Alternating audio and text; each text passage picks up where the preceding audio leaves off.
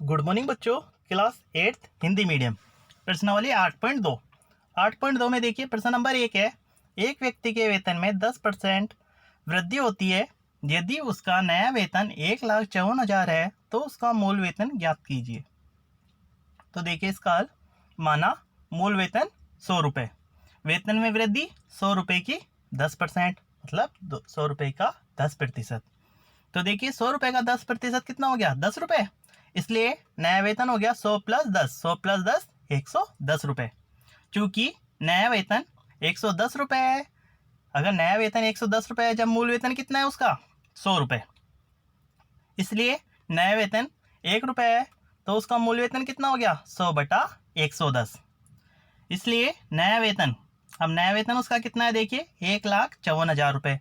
अगर उसका नया वेतन 1,54,000 रुपये है तो मूल वेतन कितना हो गया, तो लिखते हैं, इसलिए नया वेतन 1,54,000 है, जब मूल वेतन कितना है 100 बटा 110 गुणा 1,54,000। तो देखिए 1,54,000 है, 0 से 0 कट गया, और 11 से जब 154 को काटोगे आप तो कितना आएगा, 14 आएगा। तो इधर हो जाएगा 14,000 गुणा 100। 14,000 को अगर 100 से गुणा करोगे तो आपके पास आंसर आ जाएगा,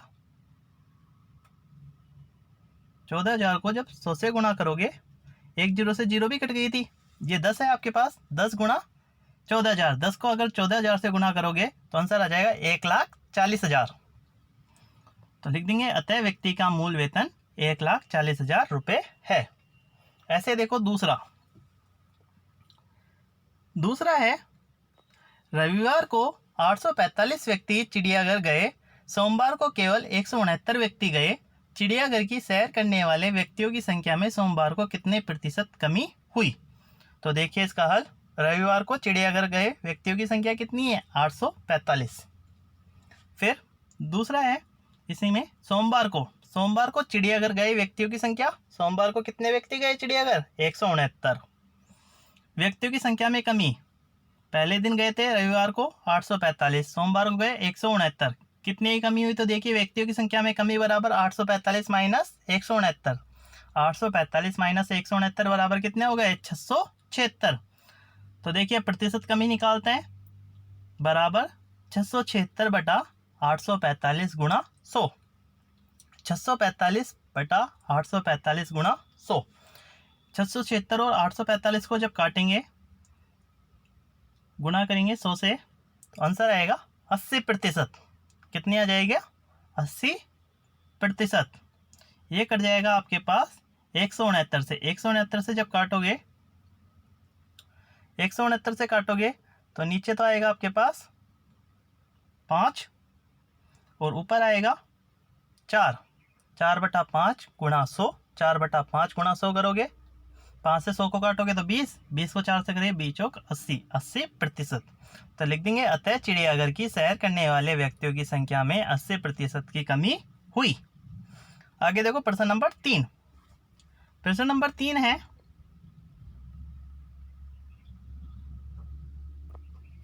एक दुकानदार 2400 रुपये में 80 वस्तुएं खरीदता है और उन्हें 16% लाभ पर बेचता है। एक वस्तु का विक्रय मूल्य ज्ञात कीजिए।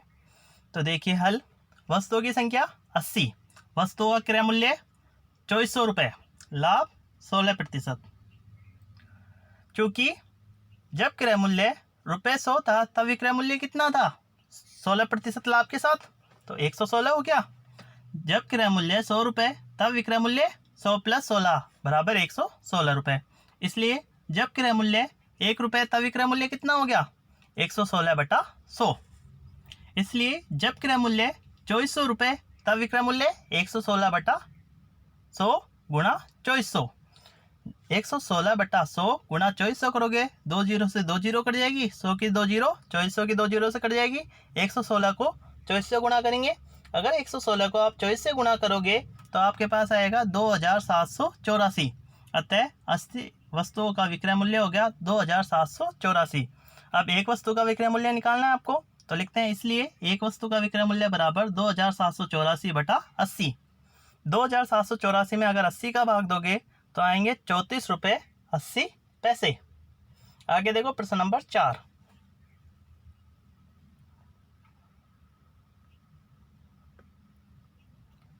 अब देखो प्रश्न नंबर 4 है, एक वस्तु का मूल्य 15,950 रुपये है।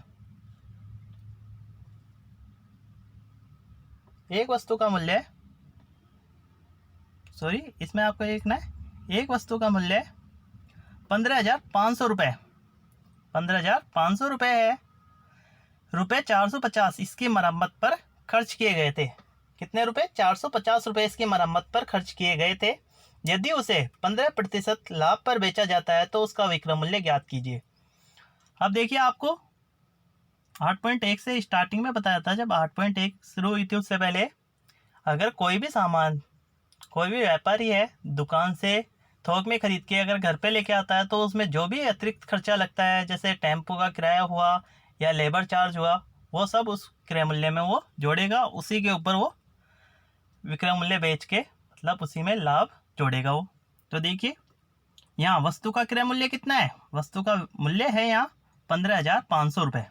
मरम्मत पर खर्च, मतलब उसने मरम्मत पर कितने रुपए खर्च किए? 450 रुपये। इसलिए क्रय मूल्य हो गया आपके पास 15,500 प्लस 450 बराबर 15,950 रुपये। अब लिखते हैं, जब क्रय मूल्य कितने प्रतिशत लाभ कमाएगा? 15%। तो लिखते हैं, जब क्रय मूल्य 100 रुपये तब विक्रय मूल्य कितना हो गया? 100 प्लस 15 बराबर 115 रुपये। इसलिए जब क्रय मूल्य 1 रुपये तब विक्रय मूल्य 115/100। जब क्रय मूल्य 15,950 रुपये है तब विक्रय मूल्य कितना हो गया? 115/100 गुणा 15,950। इसको जब हल करेंगे, 115/100 गुणा 15,950 को बराबर में आएगा 18,342 रुपये 50 पैसे। आगे देखो प्रश्न नंबर 5। अब देखिए प्रश्न नंबर 5 है, एक वीसीआर और टीवी में से प्रत्येक को 8,000 रुपये में खरीदा गया। एक वीसीआर और टीवी को प्रत्येक को, मतलब वीसीआर और टीवी एक दुकानदार ने लिए 8,000 रुपये में प्रत्येक को। फिर उसके बाद दुकानदार को वीसीआर पर 4% की हानि हुई, 4% की हानि हुई, और टीवी पर 8% का लाभ हुआ। इस पूरे लेन देन में लाभ अथवा हानि प्रतिशत ज्ञात कीजिए। तो देखिए, इसका हल देखना है। वीसीआर का क्रय मूल्य कितना है? 8,000 रुपये, और टीवी का क्रय मूल्य भी 8,000 रुपये। दोनों का कुल क्रय मूल्य कितना हो गया?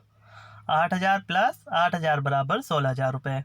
वीसीआर पर हानि 4% की, माना प्रत्येक का क्रय मूल्य 100 रुपये के हिसाब से देखते हैं। तब वीसीआर का विक्रय मूल्य कितना हो गया? वीसीआर पर 4% की हानि हुई तो वीसीआर का विक्रय मूल्य हो गया आपके पास 96 रुपये। तो लिखते हैं, चूँकि जब क्रय मूल्य 100 रुपये तब विक्रय मूल्य 96 रुपये। जब क्रय मूल्य 1 रुपये तब विक्रय मूल्य 96/100। इसलिए जब क्रय मूल्य 8,000 तब विक्रय मूल्य 96/100 गुणा 8,000। इसको हल करेंगे तो कितना आ जाएगा? 7,680। ऐसे ही। और अब टीवी पर लाभ कितने का? वो उसको 8% का। तब टीवी का विक्रय मूल्य कितना हो गया? 100 प्लस 8 बराबर 108 रुपये। चूँकि जब क्रय मूल्य 100 रुपये तब विक्रय मूल्य 108, 8% का लाभ हुआ है टीवी पे, तो कितना हो गया विक्रय मूल्य? 108। जब क्रय मूल्य 1 रुपये तब विक्रय मूल्य 108/100। इसलिए जब क्रय मूल्य 8,000 रुपये तब विक्रय मूल्य 108/100 गुणा 8,000। 2 जीरो से 2 जीरो कट जाएगी। 108 को अगर 8 वो कितना बचा? 8,000 की 2 जीरो कट गई, 80 बचा। 108 को अगर 80 से गुणा करोगे तो आपके पास आएगा 8,640 रुपये। अब देखिए, दोनों का क्रय मूल्य जोड़ते हैं और विक्रय मूल्य। क्रय मूल्य तो आपने ऊपर जोड़ ही लिया, दोनों का क्रय मूल्य 16,000 रुपये हुआ। अब दोनों का विक्रय मूल्य जोड़ते हैं। एक विक्रय मूल्य है वीसीआर का 7,680 और इसका है 8,640। तो जोड़ते हैं, देखिए दोनों का कुल क्रय मूल्य है 7,680 प्लस 8,640 बराबर हो गया आपके पास 16,320 रुपये। क्योंकि विक्रय मूल्य, अब देखो 16,320 बड़ा है 16,000 से, तो विक्रय मूल्य बड़ा है। तो लिखते हैं, क्योंकि विक्रय मूल्य बड़ा है क्रय मूल्य से, इसलिए लाभ होगा उसको। आपको बताया था, जब ज़्यादा में बेचोगे कम में खरीदोगे तो लाभ, और कम में बेचोगे ज़्यादा में खरीदोगे हानि। तो इसलिए क्या हो गया? लाभ हो गया। लाभ बराबर विक्रय मूल्य। विक्रय मूल्य को इंग्लिश में बोलते हैं एसपी। तो एसपी माइनस सीपी। सीपी मतलब क्रय मूल्य। विक्रय मूल्य माइनस क्रय मूल्य बराबर 16,320 माइनस 16,000 बराबर 320 रुपये। और लाभ प्रतिशत का सूत्र बताया था आपको, लाभ प्रतिशत बराबर लाभ बटा क्रय मूल्य गुणा 100। तो लाभ कितना है 320 रुपए का, 320 बटा 16,000 गुणा 100। 2 जीरो से 2 जीरो कट जाएगी, 1 जीरो से 1 जीरो ऊपर वाली और नीचे वाली कट जाएगी, 32 में 16 का भाग देंगे 2% आंसर आ जाएगा। तो इसका आंसर हो गया 2%। तो क्या हुआ, उसको लाभ हुआ पूरी लेन देन में। तो ओके स्टूडेंट्स, आज आपको अपनी फेयर कॉपी में क्वेश्चन नंबर 1 से लेके क्वेश्चन नंबर 5 तक पूरे करने हैं। नेक्स्ट आगे के क्वेश्चन हम कल करेंगे।